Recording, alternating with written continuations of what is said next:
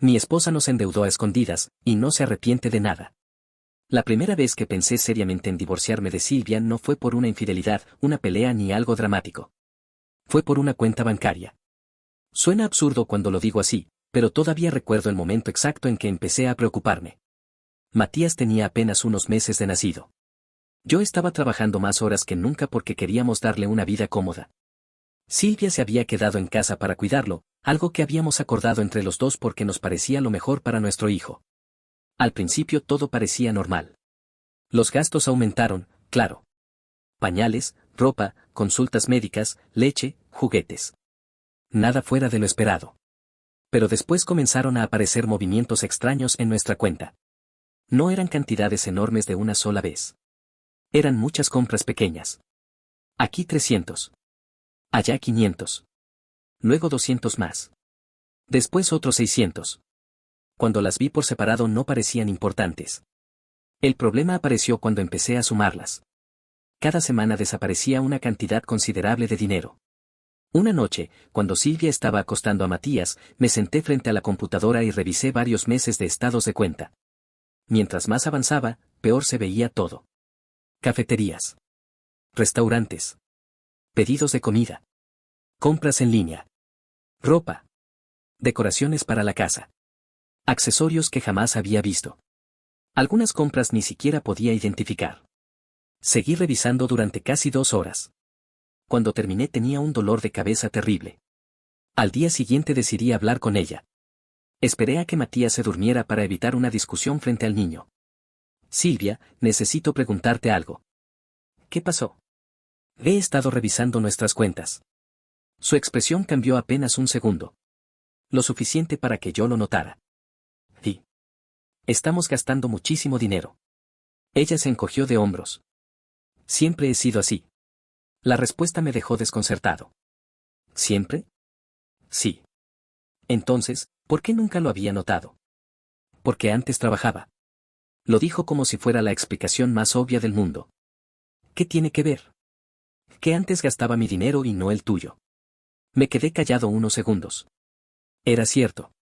Antes de Matías, Silvia tenía empleo. Ganaba bien y jamás me había pedido explicaciones sobre sus gastos. Pero ahora la situación era distinta. Entiendo eso, le dije. Pero ya no estás trabajando. Lo sé. ¿Y piensas regresar pronto? Ella soltó una pequeña risa. ¿Pronto? Claro que no. ¿No? Quiero estar con Matías. Asentí lentamente. No tenía problema con eso. De hecho, había apoyado esa decisión desde el principio. Pero entonces había una consecuencia lógica. Si vas a quedarte en casa, tenemos que controlar los gastos. Su reacción fue inmediata. ¿Por qué? La pregunta me sorprendió. Porque ahora vivimos con un solo ingreso. Nos alcanza. Por ahora. Entonces no veo el problema. Respiré hondo. Intenté mantener la calma. Silvia, gastas mucho dinero saliendo con tus amigas. ¿Mucho? Sí. Tomé el celular y abrí las capturas que había guardado. Aquí hay consumos de casi 600 pesos en cafeterías. 2 veces por semana. Ella ni siquiera miró la pantalla. Sí. También restaurantes. Sí. Compras por internet. Sí. Empecé a sentir cómo la conversación se volvía imposible. El problema es que todo suma. Jairo, no estamos en bancarrota. Todavía no. Por primera vez su expresión se endureció. Estás exagerando. Yo pensaba exactamente lo contrario. Y lo peor era que, mientras hablábamos, tenía la sensación de que todavía no estaba viendo el panorama completo. Algo no cuadraba. Porque incluso sumando todos esos gastos, seguía faltando dinero. Mucho dinero. Y estaba decidido a descubrir a dónde estaba yendo. Durante los siguientes días seguí revisando nuestras finanzas. No porque quisiera vigilar a Silvia. Lo hacía porque los números simplemente no tenían sentido. Cada vez que calculaba nuestros ingresos y los comparaba con los gastos registrados, aparecía un vacío que no lograba explicar. Al principio pensé que podía ser un error mío. Tal vez estaba olvidando alguna factura. Quizá algún pago automático. Pero después de revisar todo varias veces, llegué a la misma conclusión. Faltaba dinero. Y no poco. Una noche me senté nuevamente frente a Silvia. Necesito que me expliques algo. Ella levantó la vista del teléfono. ¿Ahora qué? Hay gastos que no reconozco. Ya te expliqué lo de las compras. No hablo de eso. Su expresión cambió apenas un poco. Entonces, ¿de qué? De varios retiros y transferencias. Silvia tardó unos segundos en responder. Ah, eso. Eso me puso inmediatamente en alerta. Sí. Eso. No es nada grave. Explícamelo. Ella dejó el teléfono sobre la mesa. Tomé un préstamo personal. Por un instante pensé que había escuchado mal. ¿Qué dijiste? Un préstamo. ¿Un préstamo? Sí. La tranquilidad con la que lo dijo me dejó sin palabras. ¿Cuándo? Hace unos meses. ¿Hace unos meses? Sí. ¿Y nunca me lo mencionaste? Ella soltó un suspiro de fastidio. Como si el problema fuera mi reacción. Porque sabía que ibas a hacer un drama. Sentí que la sangre me hervía. Silvia, pediste dinero prestado sin decirme nada. No es para tanto. ¿Cuánto pediste? La respuesta llegó acompañada de una mirada incómoda. Lo suficiente. ¿Cuánto? No recuerdo exactamente. ¿Cómo que no recuerdas? Jairo, relájate. ¿Cuánto? Finalmente me dio la cifra. Y sentí un nudo en el estómago. Era muchísimo más de lo que imaginaba. No era una cantidad que pudiera desaparecer sin consecuencias. Era una deuda real. Una deuda importante. Una deuda que iba a perseguirnos durante años. Me quedé inmóvil varios segundos. Intentando procesarlo. ¿Para qué necesitabas ese dinero? Para varias cosas. ¿Qué cosas? Compras. ¿Compras? Sí. ¿Compras de qué? Ella empezó a enumerar artículos que ni siquiera eran necesarios. Ropa. Accesorios. Salidas. Regalos. Pedidos en línea. Caprichos. Mientras hablaba, cada explicación me parecía peor que la anterior. No había ninguna emergencia. No había gastos médicos. No había una necesidad urgente. Simplemente había querido seguir viviendo exactamente igual que antes de tener un hijo. Aunque nuestra situación hubiera cambiado por completo. No puedo creer esto. Estás exagerando otra vez. ¿Exagerando? Sí. Nos endeudaste sin consultarme. Nos endeudé porque somos una familia. La frase me golpeó más de lo que esperaba. Porque la había dicho con absoluta convicción. Como si realmente creyera que había tomado una decisión responsable. ¿Y cómo planeas pagar ese préstamo? Ella sonrió. Una sonrisa tranquila. Demasiado tranquila. Entre los dos. La miré sin entender. ¿Qué significa eso? Que iremos pagándolo poco a poco. ¿Con qué dinero? Con tu sueldo. Sentí un vacío en el pecho. ¿Mi sueldo? Bueno, nuestro dinero. Silvia. No es tan complicado. Sí lo es. No. Sí lo es. Ella cruzó los brazos. Cuando Matías crezca un poco, regresaré a trabajar. ¿Y mientras tanto? Tú cubres los pagos. La facilidad con la que lo decía me dejó helado. No parecía sentir culpa. Ni preocupación. Ni siquiera entendía por qué yo estaba molesto. Como si endeudar a la familia fuera algo completamente normal. ¿Escuchas lo que estás diciendo? Claro. ¿De verdad te parece razonable? Por supuesto. Pediste dinero prestado para gastos innecesarios. No eran innecesarios para mí. Y ahora esperas que yo lo pague. Somos esposos. En ese momento comprendí algo que llevaba meses negándome a aceptar. El problema no era el dinero. Ni las compras. Ni siquiera el préstamo. El verdadero problema era que Silvia no veía nada malo en lo que había hecho. Y si una persona no reconoce un problema, tampoco tiene intención de solucionarlo. Por primera vez desde que nos casamos, empecé a preguntarme si realmente conocía a la mujer que tenía frente a mí. Y la respuesta que encontré no me gustó en absoluto. Esa noche casi no dormí. Mientras Silvia descansaba a mi lado como si nada hubiera pasado, yo me quedé mirando el techo durante horas. No podía dejar de pensar en una sola cosa. Ella no estaba arrepentida. Si hubiera cometido un error y después lo hubiera reconocido, tal vez podríamos haber trabajado juntos para solucionarlo. Pero no era el caso. Silvia seguía convencida de que había actuado correctamente. Y eso cambiaba todo. Durante los días siguientes intenté mantener la calma por Matías. No quería discutir delante de él. Tampoco quería tomar una decisión impulsiva. Así que hice lo que siempre hacía cuando tenía un problema, analizarlo. Saqué cuentas. Revisé presupuestos. Calculé cuánto tardaríamos en pagar la deuda. Y mientras más números veía, más preocupado me sentía. Con mi salario podíamos cubrir nuestras necesidades básicas. Incluso podíamos ahorrar un poco. Pero si añadíamos el préstamo, los intereses y el ritmo de gasto que Silvia mantenía, el panorama se volvía muy distinto. Ya no estábamos construyendo un futuro. Estábamos sobreviviendo mes a mes. Una semana después volví a sentarme con ella. Quería darle una oportunidad más. Una última oportunidad. Necesitamos hablar. ¿Otra vez sobre el préstamo? Sobre todo. Ella dejó la taza de café sobre la mesa. Te escucho. Esto no puede seguir así. ¿Qué exactamente? Los gastos. Jairo. Déjame terminar. Por suerte guardó silencio. Necesitamos un presupuesto. ¿Un presupuesto? Sí. Como si fuéramos una empresa. Como una familia responsable. Silvia puso los ojos en blanco. ¡Qué exagerado! No es exagerado. Sí lo es. Intenté ignorar el comentario. Voy a separar dinero para la casa, para Matías, para emergencias y para ahorro. Ajá. Y tendremos un límite mensual para gastos personales. Su expresión cambió de inmediato. ¿Tendremos? Sí.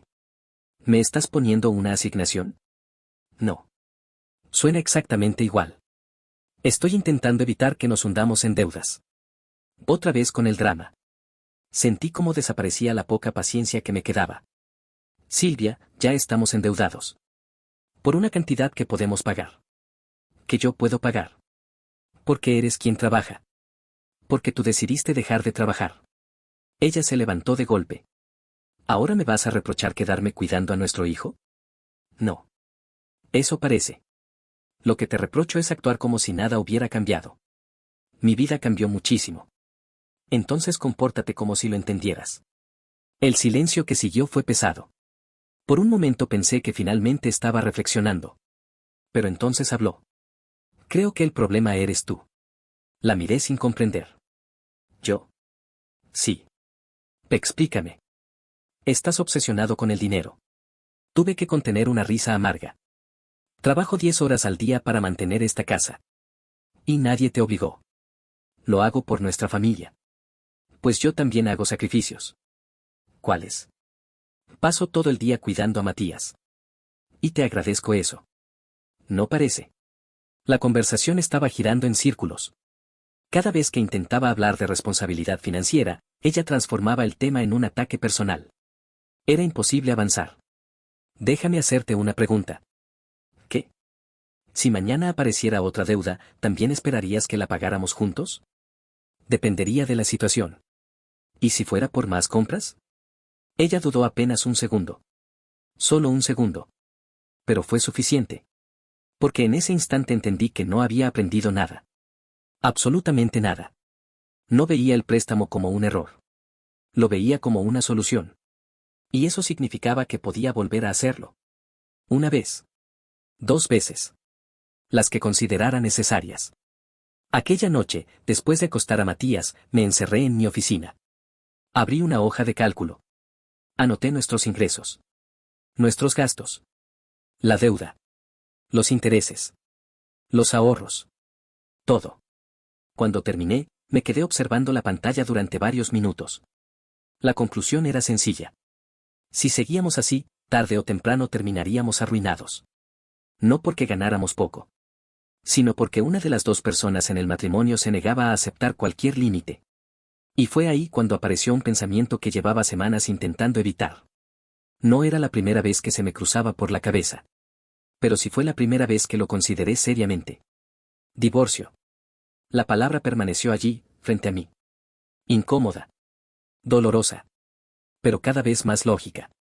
Porque por mucho que quisiera salvar el matrimonio, no podía construir un futuro con alguien que veía las consecuencias como problemas de otra persona. Y mientras observaba la foto de Matías que tenía sobre el escritorio, comprendí que la decisión que tomara ya no sería solo por mí. Sería por él. Y eso hacía que todo fuera mucho más difícil. Pasé varios días dándole vueltas al asunto. Cada vez que miraba a Matías, me preguntaba si estaba siendo egoísta por siquiera considerar el divorcio. Crecí creyendo que los matrimonios debían luchar hasta el final.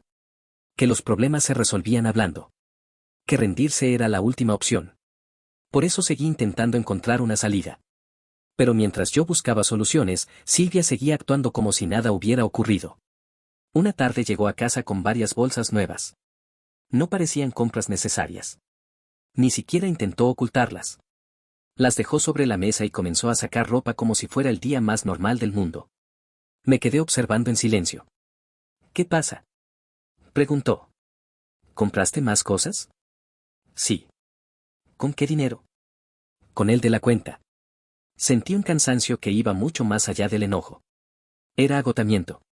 El agotamiento de repetir la misma conversación una y otra vez. Silvia, hablamos de esto hace menos de una semana. Y aquí estamos otra vez.